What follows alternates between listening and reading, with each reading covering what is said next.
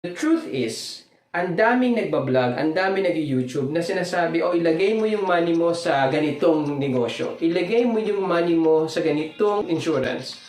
Well, let's be honest. Before you can do that, kailangan, first and foremost, your basic expenses are sorted out.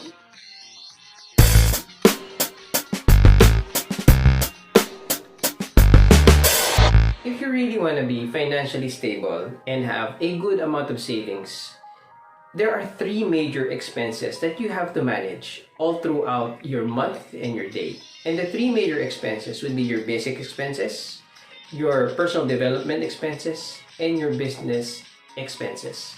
In today's video, dito sa Sulit Nga Ba, we will talk about the three buckets of expenses that you will be managing and how to use those expenses so that you can actually carefully improve your financial standings. Welcome back to Sulit Nga Ba? This is Ryan, and I firmly believe that whatever you measure, you manage. Ano ibig sabihin nito? Whatever you pay attention to, you can improve.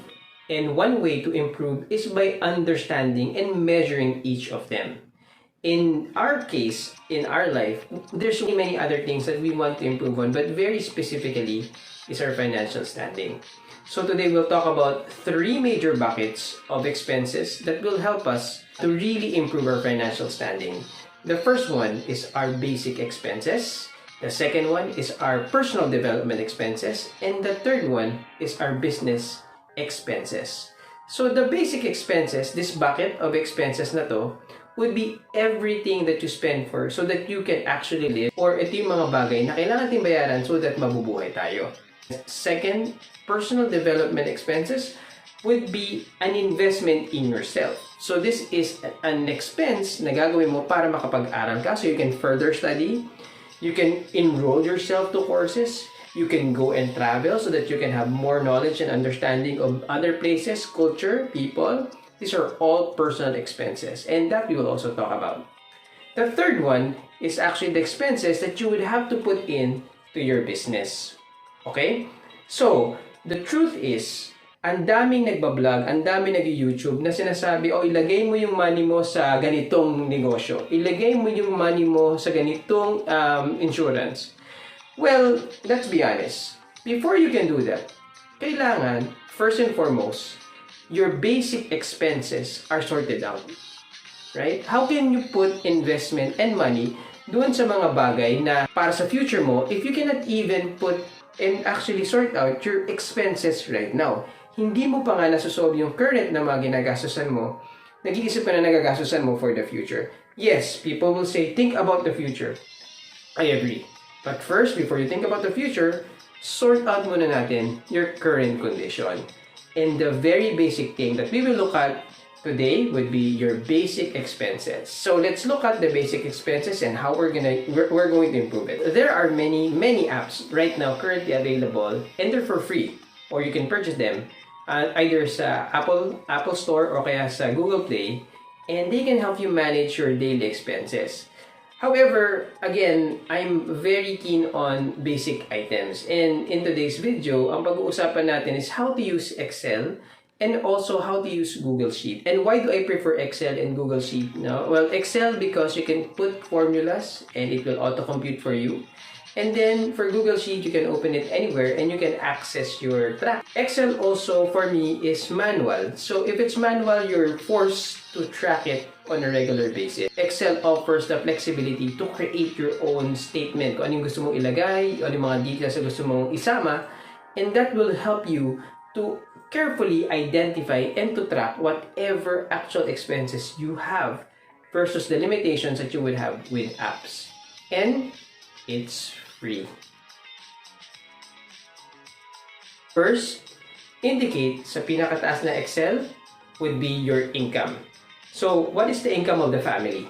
So, income ni wife, income ni husband, you combine that. And if you have more people with income like your kids, isama nyo lahat ng income na yan.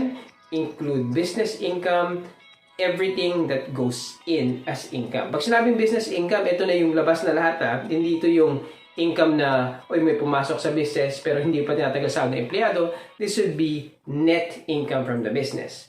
So, all of your income on the upper part of your sheet. Next, this is where it's going to be really important. You have to be honest with first your home expenses. Ano ba yung home expenses natin? Right? Rent, water, electricity, internet, and also your telephone. Those are now essentials. Next, we will put leisure or fun. Ano ba yung leisure and fun?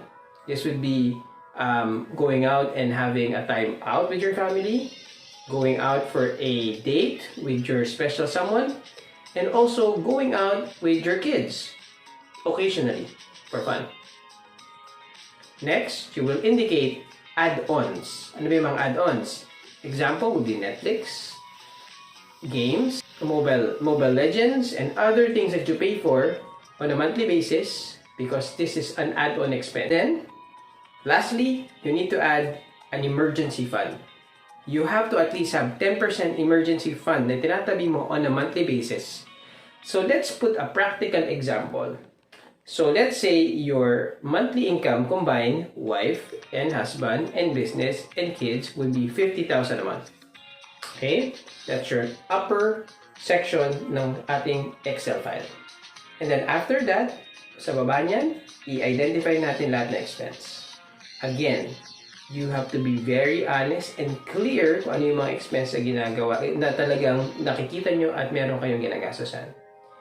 After all of that is cleared, the third section of your file should be your actual savings. Now, si actual savings mo, you would have this on a monthly view. Okay? So let's say sa 50,000 mo na pumasok, after all of your expenses, meron kang naiwan na 20,000.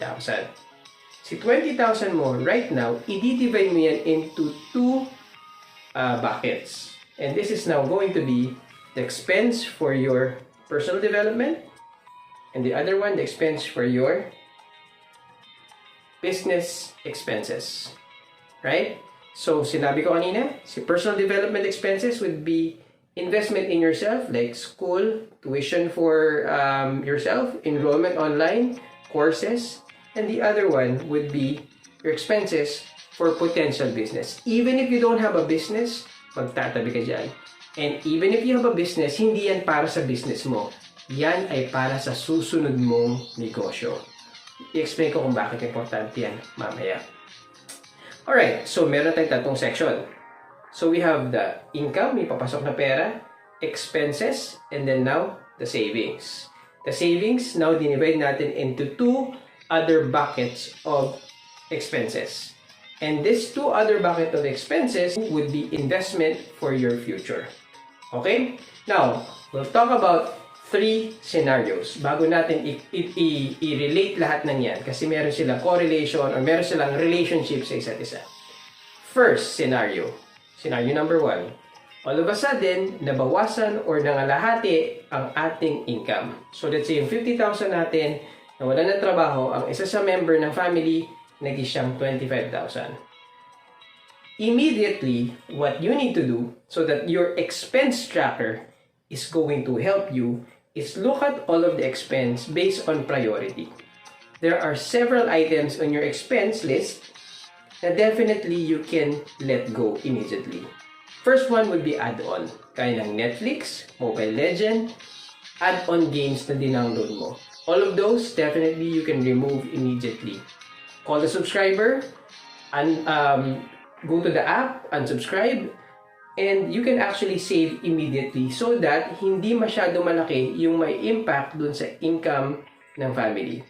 Golden rule, your expenses should never exceed your income. That's the golden rule. Okay? So, the moment nagkaroon ka ng ganitong klaseng emergency, una mong tatanggalin would be the add-ons. Next na tatanggalin mo would be the family, leisure, and entertainment. Tatanggalin mo yan or babawasan mo. Okay? Now, pag binawasan mo siya at nakita mo na okay, enough na to, then hindi mo na kailangan bawasan yung ibang item natin sa taas. But definitely, the Excel and the tracker na ginawa natin will help you determine which one to work on. Now, scenario number 2. There's a 20% increase in the income. So what happens now? From 50,000, now it becomes 60,000. There's a 10,000 peso improvement in the income. First, do not change your expense, your basic expenses. Walang babaguhin dyan. Okay? Sa family expenses na yan, walang babaguhin. What you need to do is now look at, okay, after the final line ng family expenses or ng basic expenses natin, meron tayong pupuntang dalawang bucket. Yung dalawang bucket would be personal development and the second bucket would go to business expenses. So, pupunta sa business expenses, yung 5,000 and yung kabilang 5,000, nung 10,000 in increase, pupunta sa business expenses. So, really, the expenses should not go up even if there's a 20% bump in the income. Pero lumaki yung ating personal development expenses and also the business expenses. That's the first thing you need to do the moment there's an increase. And I'll explain later why. Third scenario, walang nagbago sa income. So plateau for 12 months, hindi nagbago income. Well, this is the time that you have to think about, okay, how do I now increase my income? So, in the last 12 months na ginagawa mo to, or habang ginawa mo for 6 months or 12 months na ginawa mo to, and you see no improvement, no increase, you have been saving on your personal development and you have been saving on your business expenses or investment. What does this mean? First, use your investment sa personal development. I-enroll mo sarili mo sa mga courses. I-enroll mo sarili mo or you travel to other places to see other businesses and to see other culture para may makita kang bago at magkaroon ka ng enhancement sa current situation mo. The personal investment mo or development will now become a tool to enhance yourself. Bakit ka kailangan mag-aral? So you can apply for a higher paying job, higher role. Pwede ka ngayon mag-ask for promotion or at least pwede ka ngayon mag-develop ng bagong product para dito sa isang line which is your business expenses na in-invest mo na for the last 6 months or 12 months. Let's assume na 5,000 ang tinabi mo or tinatabi mo every month. For 6 months times 5, meron kang 30,000. Si 30,000 na tinabi mo for a new business investment, ngayon ang gagamitin mo para magtayo ng bagong negosyo. What will happen now? The business itself will now earn some profit. Okay? Hindi man malaki. Let's say it gives you an extra 3,000 a month. Right? 3,000 a month ibibigay niya sa'yo. The 3,000 a month, you will now have to add doon sa income sa taas ng iyong Excel sheet. So what ends up happening is this.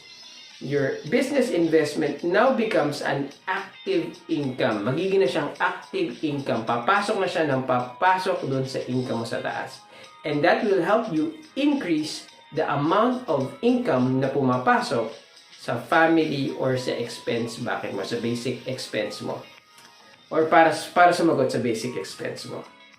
Alright? So those are the 3 buckets of expenses that can help you manage your financials and also increase and improve your savings in the future. Like the video today, and if you've learned something that can help you and provide value in your financials and your aspirations to be successful both financially and sa business and employment, please subscribe. Sulit nga ba?